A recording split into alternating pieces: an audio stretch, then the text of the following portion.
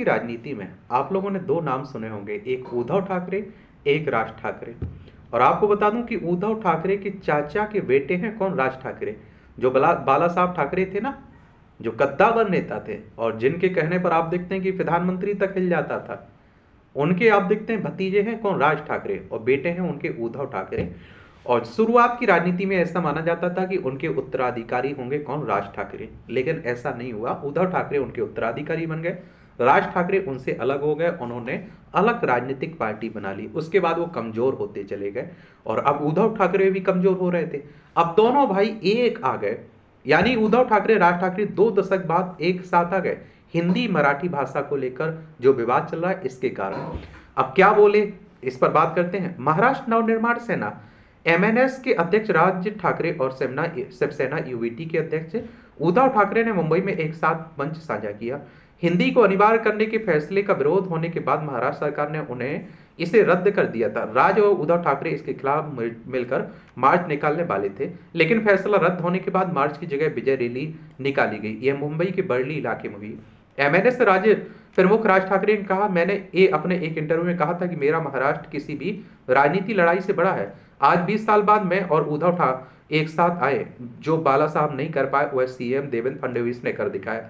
हम दोनों को साथ लाने का काम किया है। उद्धव ठाकरे का कहना है कि दोनों भाई साथ रहने के लिए आए हैं। और इसके पहले जब मार्च निकालने का फैसला किया था तब संजय राउत ने फेसबुक पर राज और उद्धव ठाकरे की तस्वीर के साथ एक पोस्ट की थी। प्रकाश रेड्डी, सुप्रिया सुले, अजीत नवले, जितेंद्र आह्वान, महादेव जानकर, जयंत पाटिल, आदित्य ठाकरे, अमित ठाकरे, संजय राउत जैसे कई दलों के नेता भी इस रैली में मौजूद थे। क्या इस सभा में राज ठाकरे उद्धव ठाकरे की ओर से दोनों दलों के बीच गठबंधन को लेकर कोई संकेत मिलेगा? इस पर सभी की नजरें लगी हुई थी। हालांकि औपचारिक तौर पर दोनों के बीच राजनीतिक गठबंधन की कोई घोषणा नहीं हुई। मराठी ही एकमात्र एजेंडा है। ये कौन कह रहा है? राज ठाकरे कह रहे हैं।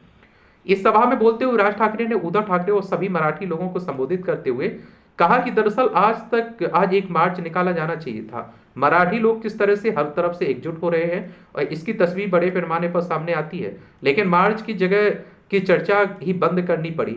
आज का कार्यक्रम शिव तीर्थ शिवाजी पार्क में होना चाहिए था, लेकिन बारिश हो रही है। जो लोग बाहर खड़े हैं उनसे मैं माफी मांगता हूं। ये सब तब शुरू हुआ जब मैंने अपने इंटरव्यू में कहा था महाराष्ट्र किसी भी लड़ाई या विवाद से बड़ा है। हम 20 साल के बाद एक साथ आ रहे हैं। जो बाला साहब नहीं कर सके, वो जो कई नहीं कर सके, वो है देवेंद्र फडणवीस ने किया। मराठी ही एकमात्र एजेंडा है।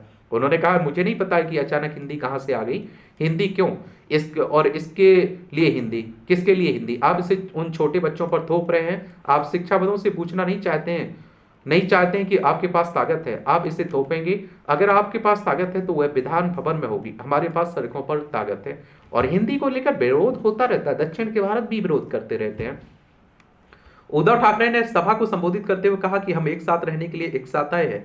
उद्धव ठाकरे ने कहा कि जब हमसे इस कार्यक्रम की घोषणा की तब से सभी को आज हमारे भाषण का बेसब्री से इंतजार था, लेकिन मेरे विचार से हम दोनों को एक साथ आ रहे हैं और यह मंच हमारे भाषणों से ज्यादा महत्वपूर्ण है। राज पहले ही बहुत शानदार भाषण दे चुके हैं।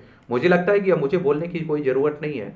केंद्र और महाराष्ट्र सरकार पर निशाना साधते हुए उद्धव ठाकरे ने सवाल किया, सरकार ने अपने 11 साल के कार्यकाल में महाराष्ट्र और मुंबई के लिए क्या किया है? उद्धव से पहले राज ठाकरे ने कहा कि उन्होंने देखा जब महाराष्ट्र में आग लगी थी तो क्या हुआ, इसलिए वे पीछे हट गए। हिंदी भाषी राज्य आर्थिक रूप से पिछड़े हैं, गैर हिंदी भाषी राज्य आर्थिक रूप से उन्नत है। कौन हिंदी सीखना चाहता है? क्या आप 5वीं कक्षा के बाद हिंदी फिल्म उद्योग में जाना चाहते हैं? कोई भी भाषा महान है। हर भाषा को महान बनाने के लिए बहुत इच्छा शक्ति चाहिए। क्या दोनों साथ आएंगे? ये भी सवाल आ रहा है। तो आप देखते हैं कि उद्धव ठाकरे ने कहा महाराष्ट्र की जनता के मन में जो होगा वही होगा। मैं आपको एक ही वाक्य में बता दूं कि हम इस संबंध में सभी बारीकियों की जांच कर रहे हैं। मैं आपको सिर्फ संदेश नहीं बल्कि सीधे समाचार दूंगा। मेरे शिव सैनिकों के मन में कोई भ्रम नहीं है, इसलिए संदेश देने की बजाय हम जो समाचार देना चाहते हैं वही देंगे। राज ठाकरे की मानसिक पार्टी के साथ गठबंधन को लेकर उद्धव ठाकरे ने कुछ दिन पहले यह संकेतात्मक बयान दिया था। कई सालों से यह कहा जा रहा कि राज ठाकरे उद्धव ठाकरे एक साथ आएंगे। पिछले कुछ दिनों से चर्चा चल रही है कि नगर निगम चुनाव से पहले दोनों भाई फिर साथ आएंगे, क्योंकि ऐसा संकेत किसी और से नहीं बल्कि दोनों भाइयों राज और उद्धव ने दिया है। फिर राज ठाकरे ने मराठी मुद्दे पर मार्च निकालने की घोषणा की और सभी ने अपनी पार्टी के झंडे उतारकर इसमें भाग लेने की अपील की।